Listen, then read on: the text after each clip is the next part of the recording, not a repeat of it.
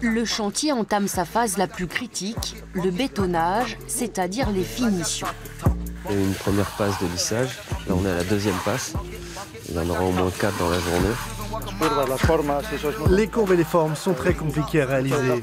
Il faut beaucoup d'enduit pour le lissage aussi. C'est dur, c'est très difficile. 12 semaines de chantier au total, avec à la manœuvre des artisans, presque tous skateurs, une main-d'œuvre qu'il a fallu aller chercher en Espagne pour des raisons qui ne sont pas financières. Il y a très peu d'entreprises spécialisées vraiment qui ont une compétence spécifique fine sur la création de skateparks. Donc on a peut-être 2 ou 3 entreprises qui sont capables de faire en France. En ce moment elles bossent, j'ai d'autres chantiers avec ces gens ailleurs.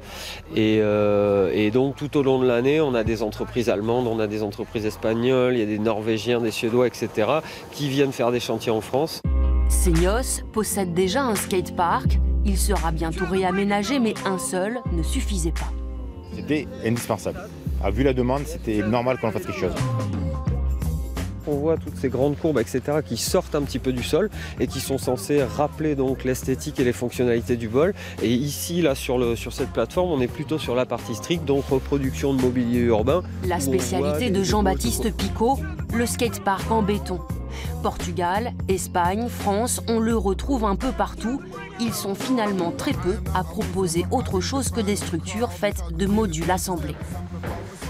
Ici, j'ai des reproductions de trottoirs, donc en fait, on est sur la largeur d'une rue, on est sur la structure de chaussée d'une rue. Là, nous sommes sur un projet à la Tranche-sur-Mer. Depuis son bureau dans les Landes, il dessine entre 5 et 8 skateparks chaque année.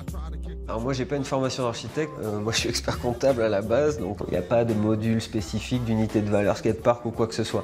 Donc pour arriver à dessiner un skatepark, il faut être usager du skatepark d'abord. Le skater, designer et maître d'œuvre répond à quelques commandes privées, mais 99% de ses clients sont des municipalités.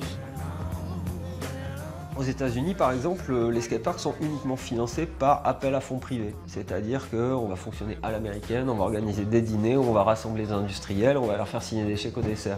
Nous, ça se passe pas comme ça. Moi, je considère que c'est une très bonne chose parce que le skatepark, ça doit être un équipement public. Le futur skatepark de Lacano, une reproduction de son lac, sa dune et de l'océan. Les travaux vont prochainement commencer sur ce terrain gorgé d'eau.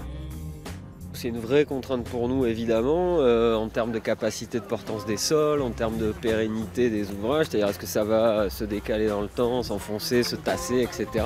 Et il faut faire vite, le maire est pressé, la ville est dans les starting blocks pour candidater au JO de 2024 et accueillir les épreuves de surf.